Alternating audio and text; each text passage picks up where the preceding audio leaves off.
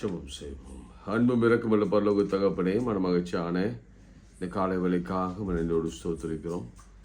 நாங்கள் நிற்பதும் நிர்மூலமாகாமல் நிற்பதும் கர்த்தருடைய கிருபையே. உடைய இரக்கங்களுக்கு முடிவில்லை. அவை காலைதோறும் புதிதாக இருப்பதற்காக ஸ்தோத்திரம். அங்கும் இங்கும் வியாதிகளும் நோய்களும் பலவீனங்களும் விபத்துகளும் நாசமோசங்களும் மரண செய்திகளும் பரவி வந்தாலும் எங்களுக்கு அடைக்கலமும் மெலனும் ஆபத்து காலத்தில் அனுகூலமான துணையாக இருக்கிறதற்காக ஸ்தோத்திரம். உன்னதமானவரின் மறைவில் இருக்கிறவன் சர்வ வல்லவரின் நிழலில் தங்குவான். நான் கர்த்தரை காலத்திலும் ஸ்தோத்தரிப்பேன், அவர் துதி எப்பொழுதும் என் வாயில் இருக்கும். ஒரு தழும்புகளாலே நான் குணமாகிறேன், அவரே என் பரிகாரன கர்த்தர். சிங்கக்குட்டிகள் தாட்சியடைந்து பட்டினியாய் கிடக்கும் கர்த்தரை தேடுவதற்கோ ஒரு நன்மையும் குறையப்படாது. அவர் எங்கள் திரியை அணையாதபடிக்கு எண்ணெயை ஊற்றி எங்களை ஜீவனோடு வைத்து எங்களை பராமரித்து எங்கள் கடன்களை அடைத்து எங்கள் வியாதிகளை நீக்கி எங்கள் பலவீனங்களை போக்கி எங்கள் தேவையான ஆசீர்வாதமான ஞானத்தை கொடுத்து அபிஷேகத்தை கொடுத்து நடத்துவர் இருக்கிறவைக்காக ஸ்தோத்திரம். இயேசுவின் நாமத்தில் ஜெபிக்கிறோம் நல்ல பிதாவே, ஆமென். அந்தோ கல்வாரியில் அருமை இரட்சகரே என்ற பாடலை நாம் பாடுவோம்.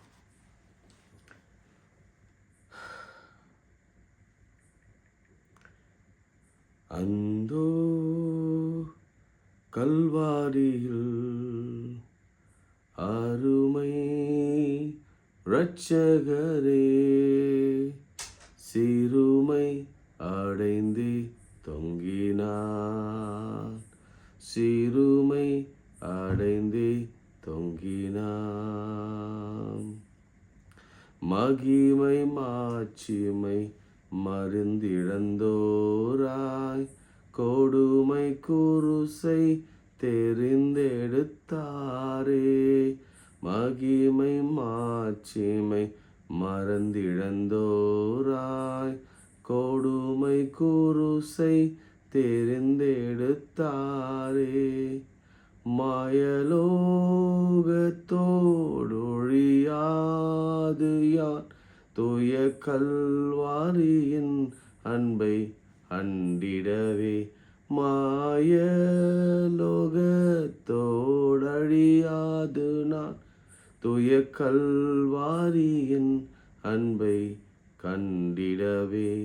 அந்தோ கல்வாரியின் அருமை இரட்சகரே, சிறுமை அடைந்தே தொங்கினார், சிறுமை அடைந்தே தொங்கினான்.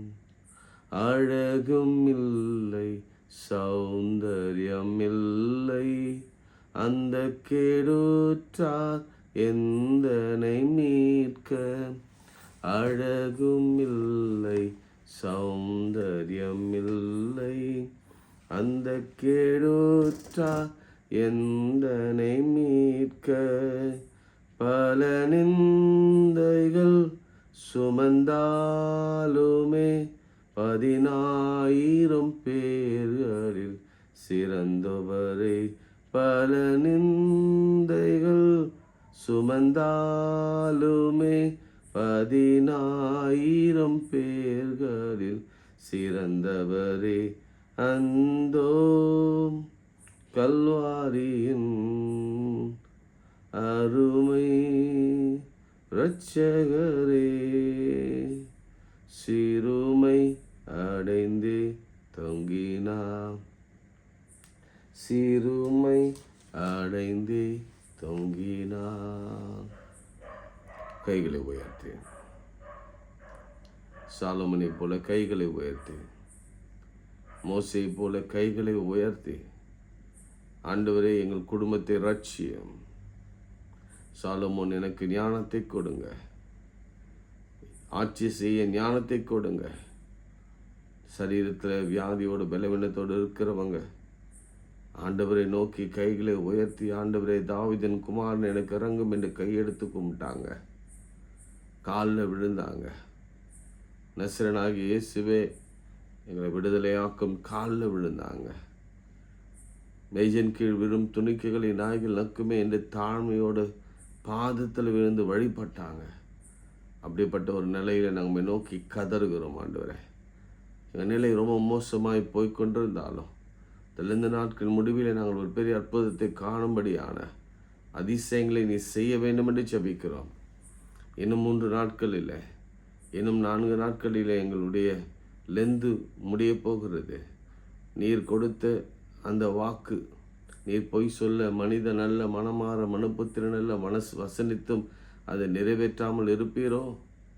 தானியேலுக்கு நீர் கொடுத்தீர். அந்த வார்த்தை பிள்ளைகளுக்கு நான் அறிவித்தேன். அவன் மனதிலே நியமித்த நாள் முதற்கொண்டு கர்த்தருடைய வார்த்தை அங்கு வந்தது. நியமித்த முதல் நாளிலே கர்த்தருடைய வார்த்தை அவனுக்காக அறிவிக்கப்பட்டு வந்தது. அப்படி எஸ்தர் 3 நாட்களுக்குள்ளே பதிலை பெற்றுக்கொண்டார். எஸ்ரா 4 மாதத்துக்குள்ளே பதிலை பெற்றுக்கொண்டார். இப்படி அநேகர், நெகேமியா 4 மாதங்கள், எஸ்ரா எத்தனை நாட்கள் என்று தெரியாது, ஆனால் பதிலை பெற்றுக்கொண்டான். இப்படி பதிலை நாங்கள் பெற்றுக்கொள்ளத்தக்கதான கிருபை இந்த நாட்களில் எங்களுக்கு தருவீராக. நினிவே மக்கள் 40 நாட்களிலே சூழ்நிலையை மாறிற்று. அவள் ஆசீர்வாதமாக்கினீர். அவள் உயிரோடு வைத்து அழிக்காதபடி காத்து கொண்டீர். அதே போல் ஆண்டவரே, நீர் உம்முடைய மகனாகிய எலியாவுக்கு ஒரே போஜனத்தில் பலனாக 40 நாள் விரைவாய் ஓடுகிற கிருபையை தந்தீர். அவனை குறித்து வைத்திருந்த திட்டத்தை நிறைவேற்றினீர். அப்படி எங்களுக்கு நிறைவேற்றும். நல்ல சுகம் தாங்க, ஆரோக்கியம் தாங்க, குழந்தை பேரு தாங்க, திருமண வாழ்க்கை தாங்க, வேலை வாய்ப்பை தாங்க, ப்ரமோஷனை தாங்க, பதவி உயர்வை தாங்க, நல்ல எதிர்பார்த்திருக்கிற நல்ல முடிவை தாங்க. கோர்ட் கேஸ் எல்லாம் எங்களுக்கு சாதகமாய் முடியட்டும். இயேசுவின் நாமத்தினாலே எல்லா துதி கனமகிமுக்கு சொல்கிறோம். இயேசுவின் நாமத்தில் ஜெபிக்கிறோம் பிதாவே, ஆமேன். பிரியமானவர்களே, நாம் நேற்று ஒரு முக்கியமான அழகான ஒரு டாபிக் பார்த்துருந்தோம். ஏன்னா இயேசு கிறிஸ்துவின் வரலாற்றிலே யூதாஸ் தான் ஒரு முக்கியமான நபர். இயேசு ஹீரோ அப்படின்னா யூதாஸ் வில்லன்.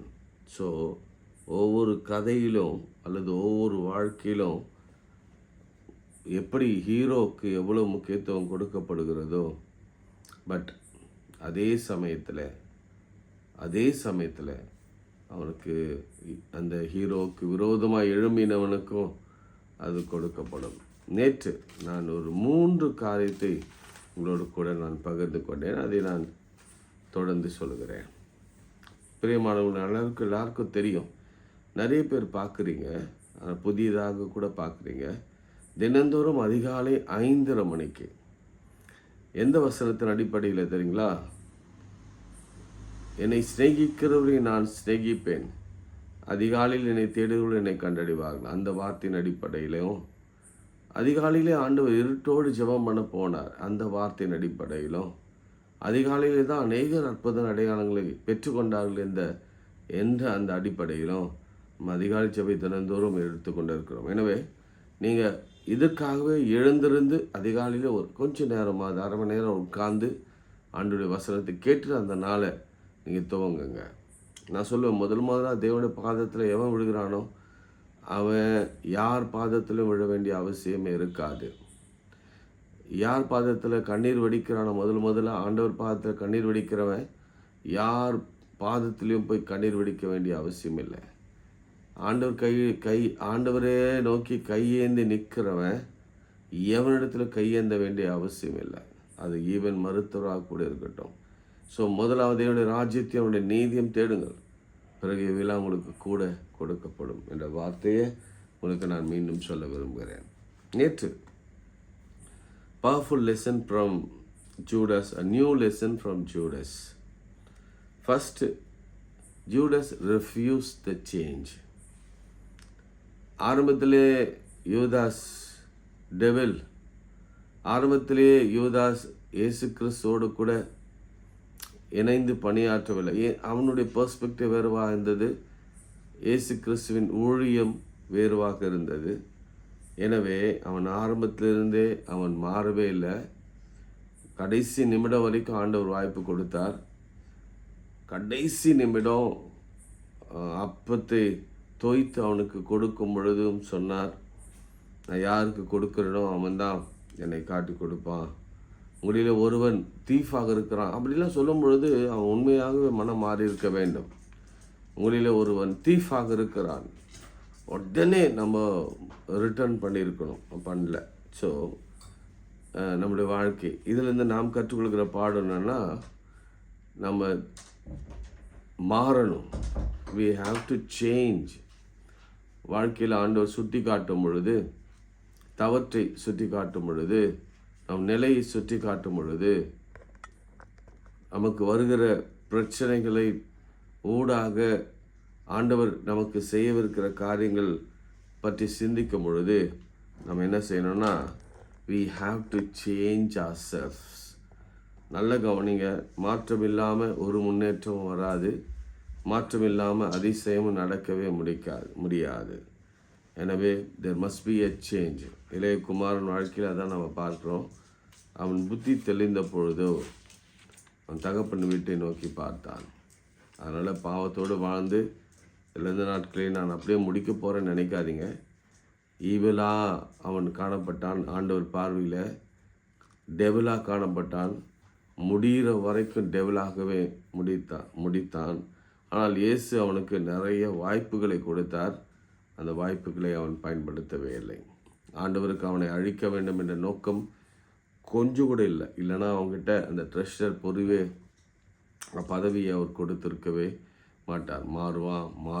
மாறுவான் என்று 3.5 வருஷம் அவனுக்காக காத்திருந்தார். நீங்கள் சொல்லலாம், அவன் காட்டி கொடுக்கலன்னா எப்படி ஆண்டுடைய மரணம் நடந்திருக்கும்? ஆண்டுடைய திட்டத்தில் ஆண்டவருக்கு நம்ம ஆலோசனை சொல்ல நம்ம யார்? அவன் காட்டி கொடுக்கலன்னா வேறு யாருன்னா காட்டி கொடுத்து ஆண்டவர் அதே சிலுவை மரத்தில் போயிருக்கலாம். அதான் பேதருக்கும் யூதாஸுக்கும் உள்ள வித்தியாசம் அதுதான். ரெண்டாவது, Judas wanted to give Jesus something but not everything. ஏதோ கொஞ்சம் கொடுக்கணும்னு நினச்சான், பட் எல்லாவற்றையும் கொடுக்க அவனுக்கு மனம் இல்லை, விருப்பம் இல்லை. அதே சமயத்தில் நாம் கூட we want to give something to God but not everything. நம்முடைய ஒரு சின்ன காரியத்தை கொடுக்க விரும்புகிறோம், பட் நம்முடைய வாழ்க்கை முழுவதும் நம்ம பிள்ளைகள், நம்முடைய ஊழியம், நம் கையின் பிரயாசங்கள், ஆண்டவருக்காக ஓடுறது ஓடையாடுறது, இது எதுவுமே செய்ய நாம் கொடுப்பதே இல்லை. அதனால் he lost it all. Judas thought it is to give something to the Lord but not completely everything. அவன் சொன்னான், அவன் நினச்சான், நான் இது ஆண்டவருக்கு ஏதோ கொஞ்சம் கொடுத்தா போதும், எனக்கு கம்ப்ளீட்டாக கொடுக்க வேண்டிய அவசியம் இல்லை. It's a kind of partial commitment என்று நான் சொன்னேன். ஸோ நம்முடைய ஃப்யூச்சரை, நம்முடைய பாடியை, நம்ம மைண்டை, நம்ம சோலை, நம்முடைய உடைமைகளை எல்லாவற்றையும் ஆண்டவருக்கு நாம் கொடுக்கணும் என்பது தான் இதில் நாம் கற்றுக்கொள்கிற பாடம். மூன்றாவது, Judas called worship is waste. இது ரொம்ப முக்கியமான ஒரு சங்கதி. இதை பற்றி நிறைய பேர் என்கிட்ட மெசேஜ் பண்ணியிருந்தீங்க. Worship, what is worship? இயேசு சொல்கிற leave her alone. Jesus set leave her alone. But யார் சொல்கிறது? தடுக்கிறது ஜூடாஸ் தடுக்கிறான். ஜூடாஸ் சொல்கிறான், லார்ட் இது வந்து மியர்லி வேஸ்ட். ரபி இது வந்து வேஸ்ட். இது ஏழைகளுக்கு இதை விட்டு கொடுக்கலாமே, ஏன் அதை காசை வேஸ்ட் பண்ணுறாங்க? பாண்டு சொல்கிற it is not a waste, it is a worship. அதில் யாரெல்லாம் வர்ஷிப் பண்ணுறாங்களோ அவங்க நல்லா இருப்பாங்க. ஏன்னா ஆண்டவர் அதை விரும்பினார். வர்ஷிப்பை விரும்புகிற ஒரு ஆண்டு. நம்முடைய ஆலயங்களில் இந்த வர்ஷிப் தான் இல்லாமல் இருக்குது. இல்லாமல் இருக்குன்னா இன் சென்ஸ் நமக்கு பாட்டு இருக்குது, காணிக்க பாட்டு இருக்குது, முடிவு பாட்டு இருக்குது, வசனம் இருக்குது. ஆவியோடும் உண்மையோடும் ஆராதிக்கிற அந்த நேரம் இல்லை. அந்த அந்த எமோஷ்னலி கனெக்ட் பண்ணுகிற அந்த டைம் இல்லை. நல்ல மியூசிக் இல்லை, நல்ல பாடகர் குழு இல்லை, அதே மாதிரி நல்ல லீடர் இல்லை, வர்ஷிப் லீடர்ஸ் இல்லை. அதனால் வர்ஷிப் இஸ் மோர் இம்பார்ட்டண்ட். வர்ஷிப்பில் பல வகை உண்டு. கிளாப்பிங் ஹேண்ட்ஸ், அதுக்கு நிறைய வசனங்கள் நேற்று கேட்டிருந்தாங்க சிலர். அதனால் அந்த சில வசனங்களை நான் எடுத்து வைத்தேன். கிளாப்பிங் பைபிள் தான் நான் சொல்வேன் எல்லாத்தையும். எப்பவுமே வெளியிலிருந்து நான் இது வரைக்கும் நான் பேசுகிறதா சரித்திரமே இல்லை, உங்களுக்கு தெரியும். அதனால் கிளாப்பிங் ஆஃப் ஹேண்ட்ஸ் அதை பற்றி பைபிளில் என்ன சொல்லப்பட்டிருக்கிறது நம்ம பார்க்கலாம். One second.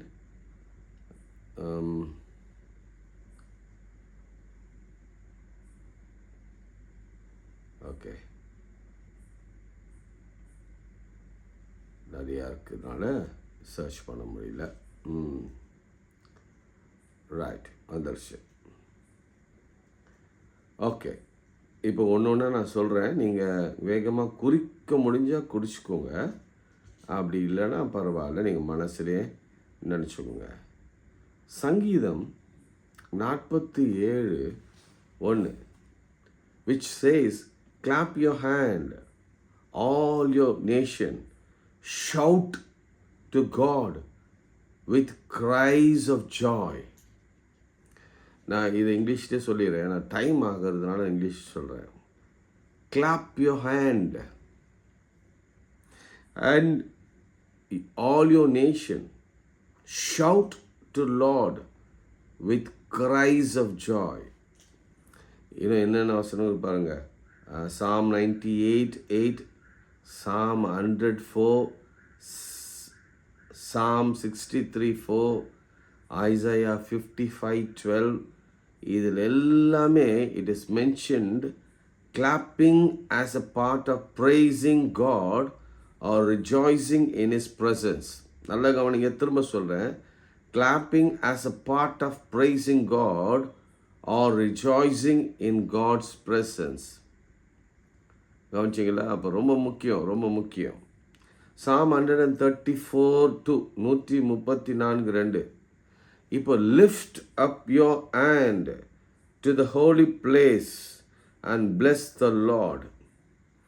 This verse encourages worshippers to lift their hands towards the presence of God while praising Him. Another verse from 63:4 Psalm states, I will bless you as long as I live. In your name I will lift up my hand, emphasizing the act of lifting hand as a form of worship. And other relevant verses பாருங்க. Psalm 141:2. Let my prayers be set forth before you, set forth before you as incense, and the lifting up of my hand as a evening sacrifice. அதாவது கைகளை உயர்த்துவது என்பது என்னன்னா, மாலை நேர சாக்ரிஃபைஸ்க்கு என்ன தமிழில் பலி, மாலை நேர பலி. அப்போ மாலையில் கைகளை உயர்த்தி ஜெபிக்கிற பொழுது அது மாலை நேர பலியாக மாறுகிறது. ஜெபம் சுகந்த வர்க்கமாக இருக்கிறது. லிஃப்டிங் ஆஃப் த லேம்ப் வந்து பலியாக இருக்கான். நம்ம செய்கிறதே இல்லை. நம்ம இன்னைக்கு கையை தூக்கி ஜெபம் பண்ணுமா? இல்லை, நான் அதை முடிச்சுட்டு ஜெபம் பண்ணுவோம். 1 Timothy 2:8. I desire therefore that the men everywhere should pray, lifting holy hand without wrath and dissensions. அதாவது உங்கள் பரிசுத்த கரங்களை உயர்த்தி எல்லாம் ஜெபிக்கணும் அப்படின்னு பவுல் கட்டளை கொடுக்குறார். பவுல் பயங்கரமான, உங்களுக்கு தெரியும், அப்போஸ்தலன், பயங்கரமான அப்போஸ்தலன். அவர் தான் நிறைய டீச்சிங், எஃபெசல் எழுதினவர் அவர் தான். ஈவன் நியூ டெஸ்ட்மெண்ட் வர்றதுக்கு முன்னாடி எஃபெசல் எழுதினவர் அவர் தான். அவர் கண்டுபிடிச்ச வழிமுறை, ஜெப வழிமுறை என்ன? பரிசுத்த கரங்களை உயர்த்தி ஜெபிக்கணும். It's a kind of lifting up our God the most high. Lamentation, புலம்பல் 3:41. Let us lift up our heart with our hands unto God in the heaven. நம்முடைய இருதயத்தையும் நம்முடைய கைகளையும் கர்த்தருக்கு நேராக உயர்த்தணுமா. These verse, particularly Psalm 134:2, are often interpreted as encouraging the practice of lifting hands in worship as a form of expression, adoration. Adoration உங்களுக்கு தெரியும்ல, ஆண்டவரை மகிமைப்படுத்துவது, அவரை துதிப்பது, அவரை மேன்மைப்படுத்துவது, and praise God, அவருக்கு நன்றி செலுத்துவது. Verse 101ல Psalm, shout for the joy to the Lord, all the earth, worship the Lord with gladness, come before him with the joy and songs. Other verses encouraging praises includes Psalm 66:1, shout for the joy to God, all the earth, sing the glory of his name, give him a glorious place. ரெண்டு விஷயம், கத்தணும், கத்தி பாடணும், சத்தம் போடணும். ஹல்லேலூயா, S, சத்தம் போடணும். Praise the Lord, சத்தம் போடணும். ஆமென், சத்தம் போடணும். அட் த சேம் டைம் சத்தமாக பாட்டு பாடணும். சில பேர் அவங்க பாடுறது அவங்களுக்கே கேட்காது, அப்படிலாம் இல்லை. ஆவியோடு நம்ம பாடல் பாடும் பொழுது கர்த்தர் நிச்சயமாக பெரிய காரியங்களை அவர் செய்ய அவர் காத்து கொண்டு இருக்கிறார். சரிங்களா? நிறைய வசனம் இருக்குது. 66:1, 101 எல்லாம் ஷவுட் ஆஃப் ஜாய். 33ல் the psalm calls for the rejoicing in the Lord, praising him with the musical instruments and singing a new song with a loud shout. கவனிச்சிங்களா? மியூசிக்கல் இன்ஸ்ட்ருமெண்ட்டோட and singing a new song with loud, புது பாட்டு பாடணும். பழைய பாட்டே போட்டு பாடுறது நல்லது, பட் லேர்ன் நியூ சாங்ஸ். அப்போ இங்கே சொல்கிறது சங்கீதம் 33 சொல்லுது, singing a new song with a loud shout. நான் நிறைய லவுடாக தான் பாடுவேன், மோஸ்ட்லி கார்லலாம், வீட்லேயும் அப்படி தான் பாடுவேன். என்னுடைய வர்ஷிப்பில் கூட லவுடாக தான் பாடுவேன். சில பேர் அதை கிண்டல் பண்ணியிருக்கிறாங்க, சில பேர் இவன் நடிக்கிறான்னு சொல்லியிருக்கிறாங்க. பட் எனிவே, என் உள்ளத்துக்கு தெரியும், கர்த்தருக்கு தெரியும் நான் என்ன செய்கிறேன் என்று. அதனால் யாருடைய என்ன சொல்ல விமர்சனங்களுக்கு நான் கவலைப்படுகிறவன் அல்ல. விமர்சிக்கிறவர்களை கர்த்தர் அவர் விமர்சிப்பார், பார்த்துக்கொள்வார். 95:1-2ல் சாமில் this verse encourages us coming unto the Lord presence with joyful songs and hymns. பாருங்கள், பாமாலையோட lifting the rafters with the praises according to the message translation அப்படின்னு வருது. Psalm 95:6ல் for example call us to come let us worship and bow down. எத்தனை பேர் தலை குப்புற நீங்கள் எலியா அப்பையில் ஜெபம் பண்ணுறீங்க தெரியலல்ல? எலியா, மோசே இதெல்லாம் தலை குப்புற விழுந்து, யாக்கோபு தலை குப்புற விழுந்து, kneel before the Lord our God maker. Additionally, Jesus himself is described kneeling in prayer in Luke 22:41. இயேசு கிறிஸ்துவே முழங்காலில் ப்ரேயர் பண்ணார். ஸோ நம்ம முழங்கால் பரலோகத்துக்கு போகும் பொழுது அது ஒரு அடையாளமாக மாறி இருக்க வேண்டும், காய்ச்சிருக்க வேண்டும். அப்போ தான் ஆண்டவர் ஒரு சாட்சி சொல்லுவோம், என் பிள்ளை எப்போதும் முழங்கால் படிட்டு ஜெபம் பண்ணும். முழங்கால் படிக்கிறவன் வாழ்க்கையில் மான்களின் கால்களை போல மாற்றி அவன் உயர்தலங்களில் ஏறி வர பண்ணுவான். நல்லா நடந்துகிட்டே இருப்பான். யாரெல்லாம் முழங்கால் படுறாங்களோ, யாரெல்லாம் முழங்கால் படிக்கிறாங்களோ, ஆண்களா பெண்களாலும் சரி, கடைசி வரைக்கும் நல்லா நடப்பீங்க. நல்ல மான்களின் கால்களை போட்டு நடத்துவார். In addition to this kneeling prayer, Paul knelt with the elders and prayed. Acts 20:36. Pavul முட்டி போட்டு ஜெபம் பண்ணார். 21ல் disciple knelt and prayed with Paul before he left. Disciples முழங்கால் படித்து ஜெபம் பண்ணாங்க. Daniel 6:10 Daniel prayed on his knees 3 times a day facing Jerusalem. Matthew 17:4 a man knelt before Jesus asking for healing. அப்போ ஆண்டவரிடத்தில் சுகம் பெற்றுக்கொள்ளணும்னா முழங்காலில் தான் நாம் இருக்க வேண்டும். Elizabeth greeted Mary and bowed to her. குனிந்து வணங்கினாள், பணிந்தாள். Matthew 20:20 the mother of James and John knelt before Jesus asking for a favor. உங்களுக்கு ஏதாவது ஒரு ஃபேவர் நடக்கணும்னா ஆண்டவர் சமூகத்தில் முழங்கால் படிக்கிட்டு ஒரு அம்மா தன் பிள்ளைகளுக்காக கேட்டாங்க. Matthew 26:39 Jesus prayed on his knees in Gethsemane. கவனிங்க. Ephesians 3:4 Paul kneeled before the Father acknowledging God's power. ஒரே ஒரு வசனம் டான்ஸிங் இருக்கு. அது 149 சங்கீதம். 149 சங்கீதம் 3-4 டான்ஸிங். நான் நேற்று அதை டான்ஸ் பற்றி கூட சொன்னேன்ல. பல வேளைகளில் நான் நல்ல மூமெண்ட்லாம் பண்ணுவேன், ரொம்ப டான்ஸ்லாம் ஆட மாட்டேன், பட் மூமெண்ட் இருக்கும். அது இயல்பாக emotionally I connected with praise. So அதனால் I use to move my self here and there. அதனால் என்னுடைய வர்ஷிப்பை நீங்கள் பார்த்தீங்கன்னா தெரியும், always I use to dance. சரி, பைபிள் என்ன சொல்லுதுன்னு பார்ப்போம். 49 149:3-4 கடைசியில் எழுதுகிறாரு, அவருடைய நாமத்தை நடனத்தோடு துதித்து தம்புரானாலும் கிண்ணறத்தினாலும் அவரை கீர்த்தனை பண்ண கடவர்கள். கர்த்தர் நம்முடைய ஜனத்தின் மேல் பிரியம் வைக்கிறார், சாந்த குணமுள்ள ரட்சிப்பினால் அலங்கரிப்பார். அவருடைய நாமத்தை நடனத்தோடு துதித்து. தாவீதை பற்றி உங்களுக்கு தெரியும், தாவீது நடனம் ஆடினார். அந்த பாட்டில் இருக்கு, தாவீதை போல நடனமாடி பாவை ஸ்தோத்தரிப்பேன். அப்போ அந்த அம்மா கேட்டாங்க, என்ன நான் டான்ஸ் ஆடுறேன், ஆடை கூட விலகுதை தெரிஞ்சு. ஆண்டவர் என்ன பண்ணார் தெரியுமா? அந்த அம்மாவுடைய கர்ப்பத்தை அடைத்தார்.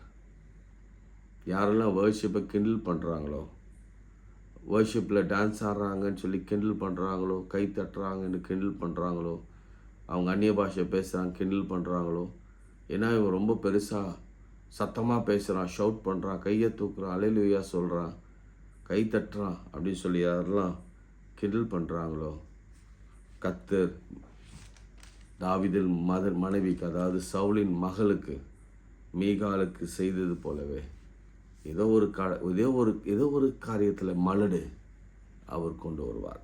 Be careful. அதனால் இவ்வளோ வசனங்கள் இருக்குது. இது வேணும்னா உங்களுக்கு நான் அந்த டிஸ்கிரிப்ஷனில் கூட நான் உங்களால் கொடுக்க முடியும். ஸோ இந்த தேர்ட் பாயிண்டில் அவ்வளோ விஷயம் இருக்குது. Judas called worship as a waste, but this woman Mary gave everything that she had. So நம்முடைய வாழ்க்கையில் கூட நம்ம நினைக்கிறோம், praise is not Pentecostal, it is not charismatical, it is biblical. So shouting, praising, dancing, speaking in tongues and lifting our hands are all biblical. இது எல்லாரும் செய்யணும். அப்படி செய்யும் பொழுது தான் கர்த்தர் நம்மிலே பிரியப்படுவார். சரி, 4வது, Jesus knew about him but he did not know him. அவனை பற்றி Jesus knew about Jesus Christ but didn't know him. அது அர்த்தம் உங்களுக்கு புரியும் நினைக்கிறேன். உங்களுக்கு ஒரு விஷயத்தை நான் ப்ரூவ் பண்ண விரும்புகிறேன். Turn with me to Matthew 26. இந்த வார்த்தையை நீங்கள் மனசில் ஏற்றுக்குங்க. இயேசு யூதாஸுக்கு ஏதோ தெரிஞ்சுது, இயேசுவை பற்றி கொஞ்சம் தெரிஞ்சிச்சு, ஆனால் முழுசும் தெரியல. எனக்கு சரியான தமிழ் பதம் விளங்கலை. நீங்கள் வேணால் எனக்கு அழகான தமிழ் பதம் எழுதி அனுப்புங்க. ஏதோ கொஞ்சம் he knew him something. You knew about Jesus, but he didn't know. அறியாதிருந்தான். ஏதோ தெரிந்து வச்சிருந்தான், பட் அவரை முழுசுமாக அறிந்து கொள்ளவில்லை. ஸோ அப்படி நீங்கள் புரிஞ்சுக்கொள்ளலாம். அதுக்கு ஆதாரமாக Matthew 26 திருப்பிக் கொள்ளுங்களேன். Matthew 26 25 வாசிங்க. 26 and verse 25. அவரை காட்டிக் கொடுத்த யூதாஸ் அவரை நோக்கி, சரி அதுக்கு முந்தி வசனம் வாசிக்கிறேன். மனுஷகுமார் தம்மை குறித்து எழுதியிருக்கபடியே போகிற ஆகிலும் எந்த மனுஷன் மனுஷகுமாரை காட்டி கொடுக்கப்படுகிறானோ அந்த மனுஷனுக்கு ஐயோ, அந்த மனுஷன் பெறவாதிருந்தால் அவனுக்கு நலமாக இருக்கும். ரைட். 23 போலாம். அவர் பிரதியுத்தரமாக, என்னோடு கூட தாளத்தில் கையிடுகிறவனே என்னை காட்டி கொடுப்பான். அதுக்கு முந்தி போகலாம். 22. அப்பொழுது அவர்கள் மிகவும் துக்கமடைந்து அவர்களை நோக்கி, ஆண்டவரே நானா நானா என்று ஒவ்வொருவராய் கேட்க தொடங்கினார். இன்னொரு வசனத்துக்கு முன்னாடி போகிறேன். அவர்கள் போஜனம் பண்ணின பின்பு, உங்களில் ஒருவன் என்னை காட்டி கொடுப்பான் என்று மெய்யாகவே உங்களுக்கு சொல்கிறேன் என்றார். இப்போ ஏதாவது உங்களுக்கு புரிஞ்சுதா நான் சொன்னதில்? இப்போ திரும்ப இந்த டாபிக் நான் சொல்கிறேன். Judas knew about Jesus Christ, but he didn't know him. இப்போ பாருங்கள், இயேசு எல்லாம் உட்காந்து பஸ்கா ஆசரித்து கொண்டு இருக்காங்க, சாப்பிட்டு கொண்டு இருக்கிறாங்க. அப்போ அவர் சொல்கிறாரு, உங்களில் ஒருவன் என்னை காட்டி கொடுக்க போகிறான். அப்போ எல்லாரும் ஆண்டவரை நோக்கி துக்கம் அடைந்து அவங்க சொன்ன வார்த்தையை அடிக்கோடிட்டு கொள்ளுங்க. Underline it. 22 அண்டர்லைன் பண்ணுங்க. ஆண்டவரே நானா நானா அல்லது நானோ அல்லது நானோ என்று ஒருவர் கேட்க தொடங்கினார். அப்புறம் இயேசு சொல்கிறாரு, அது உங்களுக்கு தெரியும், இந்த தாளந்தில் கையிடுறவங்க ஆச்சு. இப்போ பாருங்கள், யூதாஸ் என்ன சொல்கிறான்னு பாருங்களேன். 25 வசனம். அவரை காட்டி கொடுத்த யூதாசும் அவரை நோக்கி, ரபி நானோ என்றான். டிஃப்ரென்ஸ் தெரியுதா? உங்களுக்கு தெரியுதுன்னு நினைக்கிறேன். இப்போ தெரியுது. Judas new Jesus Christ. என்ன தெரிஞ்சு வச்சிருந்தான்? ரபி அப்படின்னு தெரிஞ்சு வச்சிருந்தான். இங்கே யாருன்னு சொல்கிறான்? ரபி. ரபின்னா மாஸ்டர் அப்படின்னு அர்த்தம். ஆனால் சீடர்கள், மற்ற 11 டிசைபிள், அவங்க எப்படி ஆண்டவர் தெரிந்து வைத்து கொண்டு இருந்தாங்கன்னா, லார்டு. அவங்க எப்படி கேட்டாங்க? ஆண்டவரே. அதை ரவுண்ட் பண்ணுங்க. ஆண்டவரே ரவுண்ட் பண்ணுங்க, ரபியை ரவுண்ட் பண்ணுங்க. 11 disciples called Jesus Christ Lord, and this Judas, and he called Jesus as Rabbi, Master. உங்களுக்கு புரியுதா? இன்னைக்கு இதோடு நிறுத்துறேன். நாளைக்கு ஒரு குறிப்பை நான் உங்களுக்கு சொல்ல விரும்புகிறேன். நேரம் ஆயிடுச்சுனால நம்ம ஆண்டவரை எப்படி புரிந்து வைத்து கொண்டிருக்கிறோம்? நமக்கு உலக ரட்சகர் மீட்பர் இயேசு கிறிஸ்துவர் நம்ம லார்ட் அண்ட் சேவியராகிட்டு கொண்டு இருக்கிறோமா?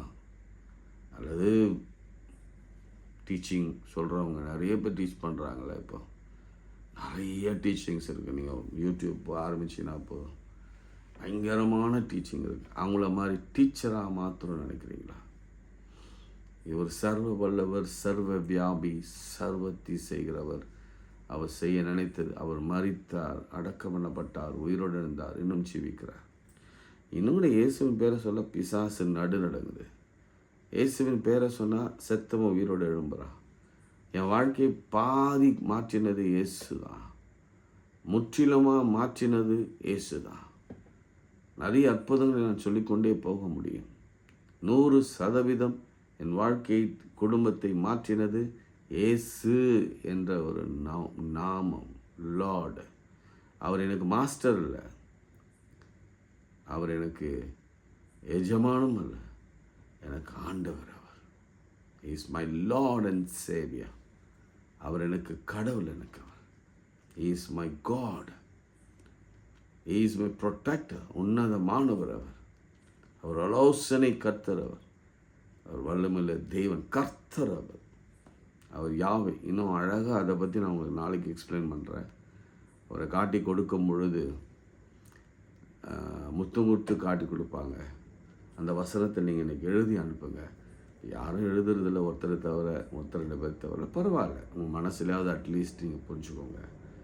காட்டி கொடுக்கும் பொழுது யார் அப்படின்னு அவன் நண்பரிடத்தில் போய் கேட்கும்போது ஐ ஆம் ஆண்டவர்னு சொல்லுவார். ஐ ஆம். எப்படி மோச இடத்துல கத்த சொன்னாரோ, நான் ஐ ஆம் தட் ஐ ஆம் என்ற மாதிரி ரொம்ப தெளிவாக சொல்லுவார் ஆண்டவர். அங்கே இவன் இருப்பான், யார் யூதாஸ் இருப்பான், அங்கே சனகிரிம் மக்கள் இருப்பாங்க, போர் சேவர் இருப்பாங்க, அதாவது டெம்பிள் காட்ஸ் இருப்பாங்க. அவங்க மத்தியில் நீ யாருன்னு ஐ ஆம், நான் யாவே, நான் கர்த்தர், நான் தேவன் என்று சொல்வார். இந்த தெய்வத்தை நாம் பெற்றிருப்பதனால நாம் அஞ்ச வேண்டிய அவசியம் இல்லை. அவர் எனக்காக யாவையும் செய்து முடிப்பார். ஜெபம் செய்வோம். அன்பும் இரக்கமுள்ள ஆண்டவரை, கைகளை உயர்த்தி ஹல்லேலூயா என்று சத்தமாய், ஸ்தோத்திரம் ஆண்டவரே என்று சத்தமாய், பிதாவே உமக்கு நன்றி என்று சத்தமாய், என் தேவையில் எல்லாவற்றையும் சொந்த வியாதிகளை நீக்கும், பலவீனங்களை நீக்கி போடும், சளிகளை மாற்றும், ஜுரங்களை மாற்றும், நோய்களை எடுத்து போடும், பிராணனை அறிவுக்கு விலைக்கு மீட்டுக்கொள்ளும், கர்ப்பம் தரிக்கட்டும், திருமணம் ஆகட்டும், வேலை கிடைக்கட்டும், உயர்வு கிடைக்கட்டும், ஆண்டவரே எங்கள் கடன்கள் அடைக்கப்படட்டும், எங்களுக்கு விரோதமாக எழும்புகள் இல்லாமல் போகட்டும் இயேசுவின் நாமத்தினால். என் பேரை சொன்னாலே நடுநடங்கும், அல்லது அவங்க மனம் மாறட்டும். எங்களுக்கு விரோதமாய் கால்களை உயர்த்தி எங்களை அடிக்க நினைத்தவர்கள் எல்லாம் வாழ்க்கையில் நிச்சயம் தண்டனை பெறட்டும். மாத்திரமல்ல, சரும வியாதிகளும் பலவீனங்களும் நோய்களும் வேர்ட்டிகோ பிரச்சனை மற்றும் ஸ்பைனில் இருக்கிற பிரச்சனைகள் மாறட்டும், சைனஸ் மாறட்டும்.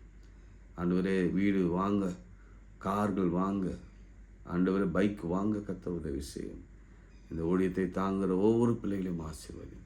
இயேசுவின் நாமத்தில் ஜெபிக்கிறோம் பிதாவே, ஆமென். நமது ஆண்டவராக இயேசு கிறிஸ்துவின் கிருபையும் பிதாவாகிய தேவனின் அன்பு பரிசுத்தாவின் ஐக்கியம் நம் அனைவரோடு மீண்டும் சதாக்கள் நிலைத்திருப்பதாக. ஆமென். God bless you.